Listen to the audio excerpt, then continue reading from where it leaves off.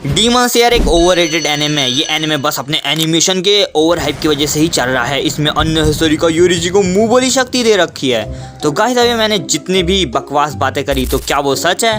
Well इसीलिए आज हम बात करेंगे डीमन स्लेयर एनिमे के कुछ गड़बड़ चीज़ों के बारे में। वैसे गाली देने से पहले वीडियो को आखिर तक देख लेना बाबू मोशाई।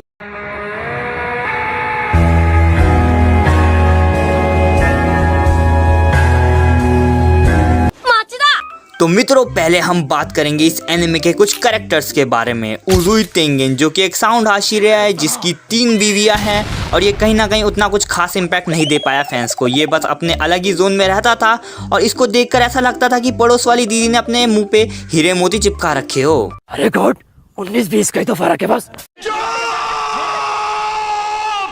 तेंगेन ऊपर से एक अच्छा मेंटोर भी नहीं था। उसने उन तीनों को विदाउट एनी प्लान खुले सुअरों की तरह छोड़ रखा था।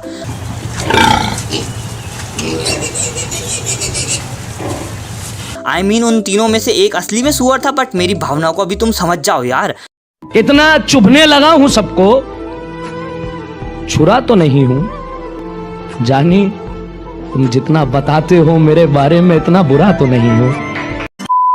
अगर तेंगेन भाई के साथ ये तीनों की जगह ये छुटकी पुटकियां जारी होती ना तो डाकी और ग्योको कब इसका बलि चढ़ा चुका होते हमें पता तक नहीं चलता। अब दूसरे कैरेक्टर पे बढ़ते हैं जो कि हमारा मेन विलन मुजान, जिसे मेन विलन कहना एकदम अपराध है क्योंकि भले ये एक विलन है पर इससे ज्यादा गुंडों वाली वाइब तो हमारा सनैमी दे देता है। मुजान की बैक स्टोरी में हमें उसके बारे में बहुत सारी चीज़ें बताई गई है लेकिन हमें कहीं भी इसकी बैक स्टोरी देख के उतनी हैरानी नहीं हुई। इससे ज़्यादा इंटरेस्टिंग तो अपर मून डीमन की बैक स्टोरी है। इवन कोकोशिबो और अकादा तो अगर हम उन्हें मेन विलन के रूप में भी अज्यूम करें ना तो इस माइका लाल जैक्सन से तो अच्छे ही फिट बैठते हैं। मुजान का जो ड्रीम है ब्लू स्पाइडर लिली ग्रहण करने वाला तो वो कहीं ना कहीं लॉजिकल सा है क्योंकि इस महाशय के पास मैनिपुलेट वगैरह करने की शक्ति होने के बावजूद भी ये हजारों साल से ब्लू स्पाइडर लिली के फूल क्या उसके पत्ते तक नहीं ढूंढ पाया।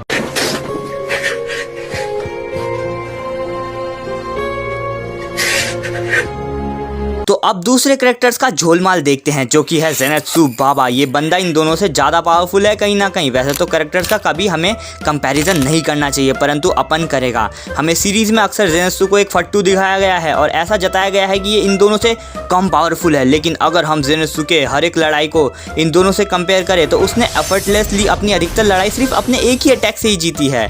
हमें वो कहीं भी उतना अननेसेसरी का स्ट्रगल करता हुआ या चीखता चिल्लाता हुआ नहीं दिखाया गया लड़ाई के बीच, जैसे कि ये दोनों चिल्लाते हैं उई माँ काटा लगा आ।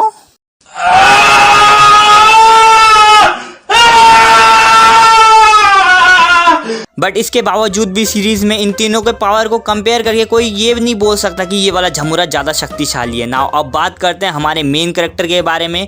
अगर आप सभी को shonen anime like Hunter Hunter dragon ball का थोड़ा सा भी ज्ञान है तो वहाँ जो मेन कैरेक्टर होते हैं उनके अंदर फ्लक्चुएशन होता रहता है, जैसे कि उन्हें बहुत सारे प्रकार के डिसीजन लेने होते हैं। बट इन अदर हैंड हमारा तानजीरो उस हिसाब से काफ़ी ज़्यादा डल कैरेक्टर है। उसके अंदर उतने भी मेन कैरेक्टर वाली कैरेक्टरिस्टिक नहीं है। उसका जो बिहेवियर है और जो वो डिसीजन लेता है वो चीज़ कहीं ना कहीं फैंस ऑलरेडी अनुमान लगा लेते हैं। तानजीरो से ज़्यादा उसके जो साथ वाले ये दोनों घूमते भटकते रहते हैं ना वो ज़्यादा फेमस है। इवन कई लोग इस एनिमे को साइड कैरेक्टर को देखने के लिए ही देख रहे होते हैं। चलो अगर हम साइड कैरेक्टर्स की बात कर रहे हैं तो थोड़ा गियो भाई को भी देख ही लेते हैं जो कि सबसे पॉपुलर साइड कैरेक्टर्स हैं जिसकी स्टोरी एनिमे वाले और ज़्यादा इम्पैक्टफुल बना सकते थे क्योंकि इस बंदे ने स्टार्टिंग में हमें बहुत ज़्यादा सुख पहुंचाया था परंतु बाद में इसका बिहेवियर उन्होंने फालतू में ही बोरिंग बना दिया जिसका कोई सेंस भी नहीं था।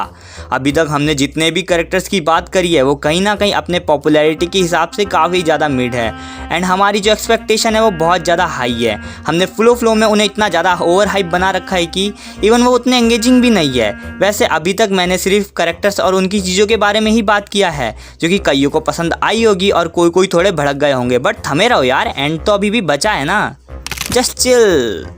अपन ने बहुत बैड बात कर ली कैरेक्टर्स के बारे में। अब जंप करते हैं इसके दूसरे चीज़ों के बारे में। जो सबसे बेकार चीज़ है इस सीरीज़ की वो है इसका रैंकिंग सिस्टम, जो कि पूरा मीनिंगलेस है। Beside Yoriichi, Muzan and Tanjiro जितने भी आंडू पांडू कैरेक्टर्स बचे हैं ना, वो सब अपने अलग ही जोन में है। उनका रैंक करने का कोई फ़ायदा ही नहीं है। अगर हम अपर मून्स की भी बात करें तो उनका जो टायर बनाया गया है वो अलग ही फूक कर बनाया गया है। फॉर एग्जाम्पल ग्योको, जो कि पलक झपकते मर गया था एंड उसकी एबिलिटी भी कुछ खास नहीं थी। And in other hand upper moon 6, इन दोनों को देखे तो वो ग्योको से काफ़ी निचले रैंक में है। इसके बावजूद भी इन्होंने 2 वर्सेस 4 करा था और कहीं कहीं पे तो ये फाइट 2 वर्सेस 7 भी हो जाता। इसके बावजूद भी इन दोनों ने ऑलमोस्ट डीमन स्लेयर को हगाम उतार दिया था। Now it is time for its animation and character design. बहुतों को इसका एनिमेशन पीक लेवल लगता है एंड कुछ कुछ को ओवर लगता है, लेकिन यही अगर हम इसकी बात करें करेक्टर डिज़ाइन की तो वो कहीं ना कहीं डिसअपॉइंटिंग तो है। जैसे कि अगर हम रेन गोकू का मुंह देखें तो वो कहीं कहीं गूफी लुक देता है, जिसमें कि सिर्फ हमें विजुअल्स ही दिखाई देते हैं रैदर देन इट्स एक्सप्रेशन। इस शो के जो ह्यूमर्स है वो भी बहुत ज़्यादा चीप है। कहीं ना कहीं बंदे लोग इसका प्रेडिक्शन इजीली लगा लेते हैं कि फाइट में आगे क्या होने वाला है। डीमन स्लेयर एक शोनेन एनिमे होने के बावजूद भी मुझे तो लगता है इसका क्रिएटर खुद कंफ्यूज था कि ये कौन से एज ग्रुप के लिए सूटेबल है। सेम टाइम में ये क्यूट भी है और डार्क भी।